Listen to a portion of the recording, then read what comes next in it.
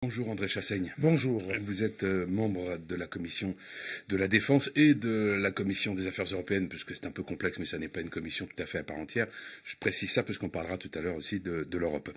Un débat sans vote a eu lieu hier à l'Assemblée nationale sur les bombardements français en Syrie.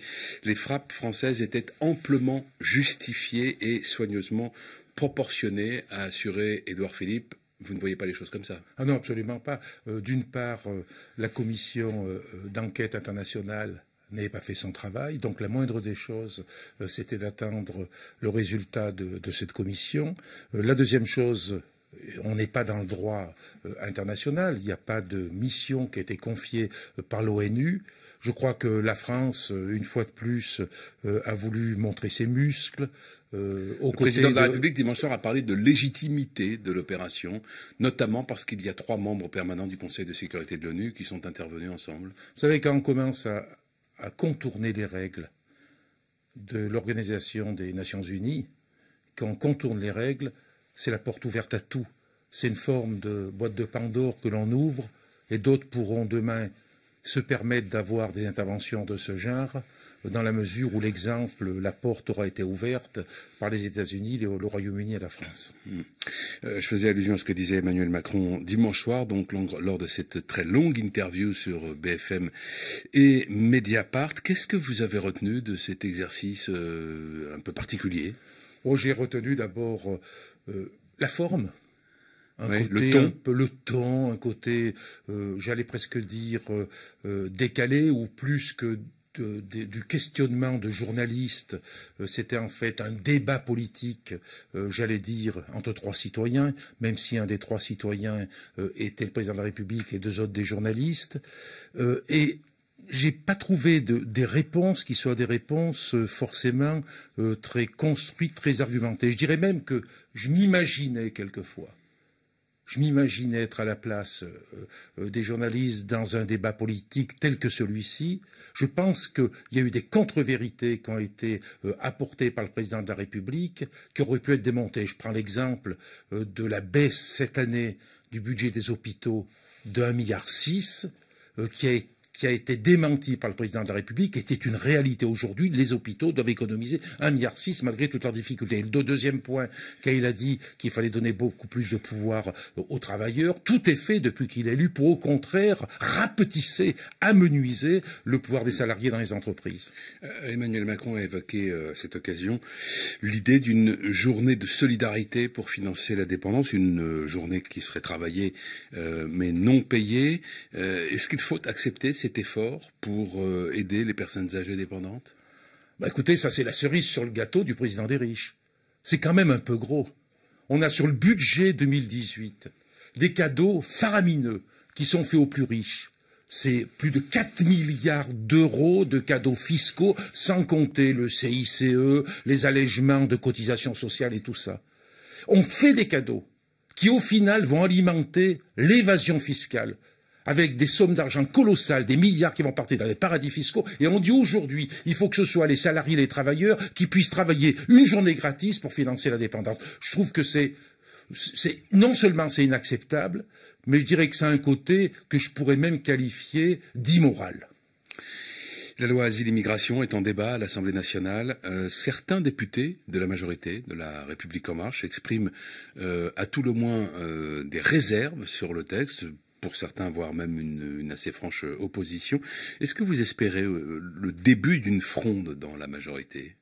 Pour moi, c'est pas l'espérance d'une fronde, mais c'est quand même une satisfaction de voir que peut-être certains vont sortir de ce supermarché des godillots qu'est devenu l'Assemblée nationale en portant une parole propre sur des bases éthiques. Et je crois qu'effectivement, avec ce projet de loi, il peut y avoir des réactions, notamment de députés qui sont issus de ce qu'on appelle la diversité et qui savent ce que c'est que d'être des enfants d'immigrés, par exemple, qui connaissent aussi peut-être, sans doute, les difficultés qui peuvent être des difficultés d'intégration. Et si des voix s'élèvent sur ces bases-là, tant mieux. Mais pour moi, je ne le vois pas en termes d'instrumentalisation politique. Je crois qu'il faut retrouver de la dignité dans la parole parlementaire. Et si, ma foi, il y a de la dignité dans la parole pour s'opposer à ce projet de loi, tant mieux, parce qu'un projet de loi, il va réduire considérablement les droits de ceux qui sont des réfugiés qui viennent dans notre pays en particulier.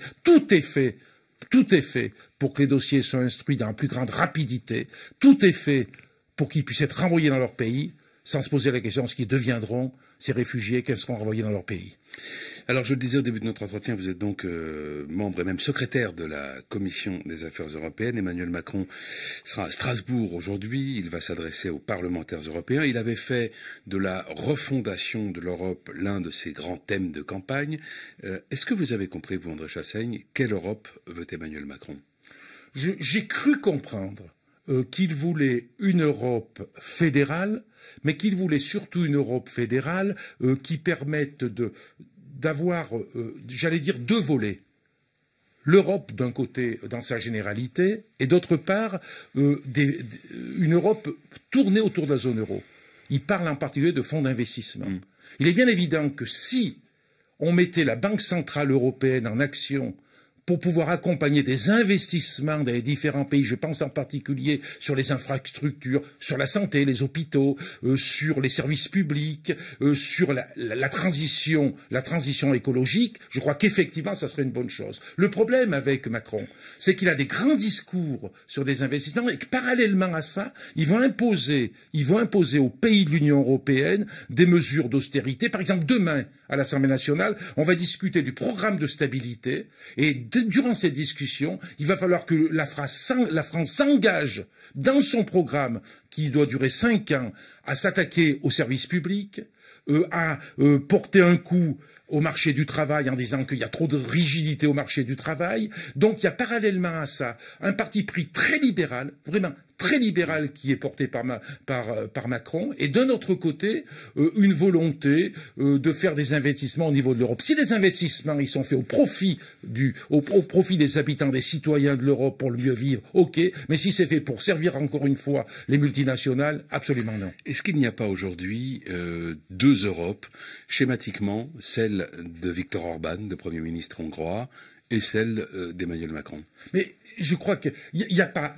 non, je refuse le fait qu'il y ait seulement deux Europes, ou plutôt deux discours sur l'Europe. C'est-à-dire le discours de repli identitaire, qui est porté d'ailleurs dans beaucoup d'Orban, en Pologne, on le voit aussi en Autriche, on le voit avec la montée. Mais qui n'est pas seulement du repli identitaire, qui est aussi l'expression d'un souverainisme. Oui, d'un souverainisme, et d'un autre côté, une Europe qui serait l'Europe portée par Macron. N'oublions pas qu'il peut y avoir, entre ces deux conceptions de l'Europe, une autre Europe qui a une autre vocation, c'est-à-dire servir les peuples, avec plus d'autonomie. Qui est portée par qui aujourd'hui? Je crois qu'elle est portée, bon, je le dis, notamment par le Parti communiste français, elle est portée, je l'espère, par des progressistes de différents pays européens, et c'est justement nous, les communistes, on travaille là-dessus pour regrouper ces progressistes et montrer qu'il n'y a pas d'un côté l'Europe souverainiste ou l'Europe libérale de Macron.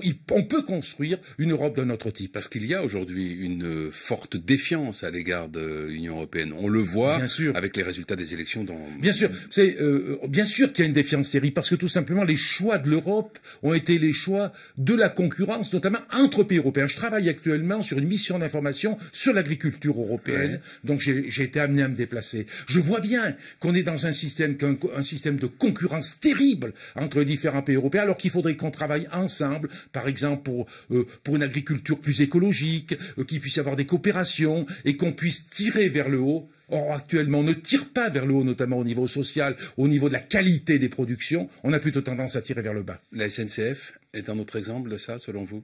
Bien sûr, parce qu'on considère que le dogme, c'est la concurrence. Et je l'ai dit l'autre jour à l'Assemblée, tout le monde, il saute comme des cabris. Concurrence, concurrence, concurrence. Mais il n'y a pas que la concurrence. Ce qui est important, c'est les investissements que l'on peut faire, notamment sur les infrastructures. Et cette espèce de dogme de la concurrence ne réglera pas les problèmes, parce que derrière tout ça, ce sont des entreprises qui vont se faire le plus de bénéfices possible, et ça sera au détriment de la qualité des services. Merci André Chassaigne. Bonne journée.